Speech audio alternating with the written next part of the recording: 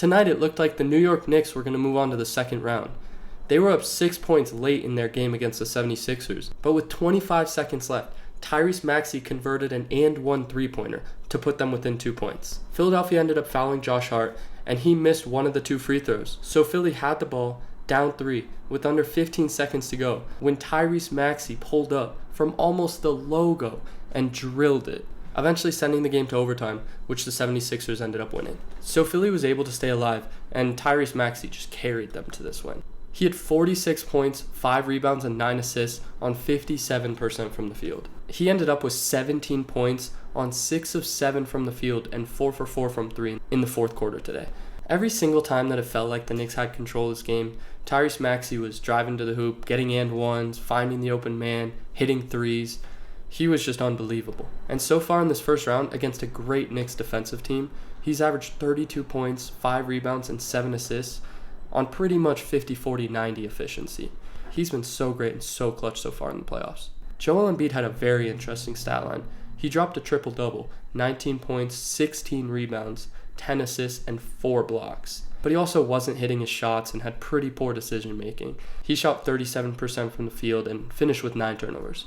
Overall, though, he was a plus 14 and a huge part of this win. Knicks players just kept turning away from the paint whenever they saw Embiid there, and when they didn't, he was getting great contests. He had 4 blocks, like I mentioned, and he also had a ton of hustle plays, was diving on a lot of loose balls. He's clearly not 100%. I'll talk about him more later, but I was impressed with his effort tonight. Tobias Harris and Kelly Oubre dropped 19 and 14, respectively. I was impressed with Kelly Oubre, honestly. He got out in transition. He was pushing the pace when other 76ers players weren't. He played some really solid defense, too. Overall, he definitely positively contributed. Nick Batum was 3 for 8 from the field, but some of his 8 rebounds were really big tonight.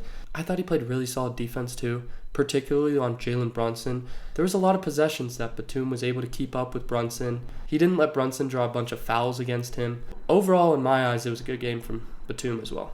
Now for the New York Knicks, Jalen Brunson dropped 40 points, 3 rebounds, and 6 assists on 46% from the field. I mentioned that I thought Batum did well on him, but Brunson's just too good. He's going to get his in a playoff game. And for most of this game, he was just answering the bell. It was a great duel between him and Maxey. Down the stretch, however, I thought he took some bad shots. He was looking for fouls a bit too hard. He hit some big shots, but he also made some costly errors. Still, what a great game from him, though. Miles McBride stood out again. He had 14 points, 4 rebounds, 4 assists, and he did it efficiently in 33 minutes. He hit a mid-range shot that I thought was the dagger with 30 seconds left to put the Knicks up 6. Obviously, that didn't end up being the case, but he had big shots. He provided energy. Tyrese Maxey was cooking him, but at least he was making him work hard sometimes.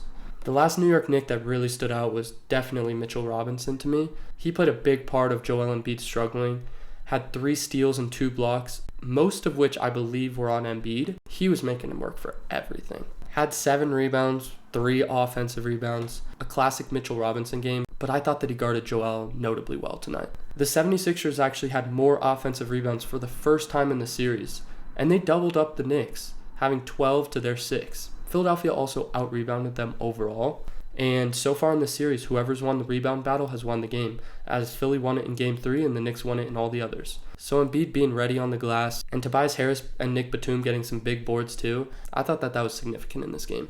My main takeaway is that Joel Embiid is definitely not 100% healthy, but I was really impressed with his effort, and he really wants it.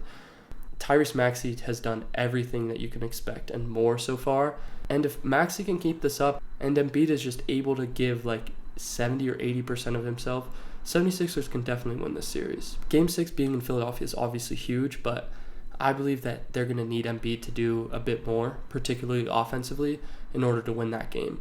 The Knicks do not want to let it go to 7, and I think they're going to come out so strong for Game 6.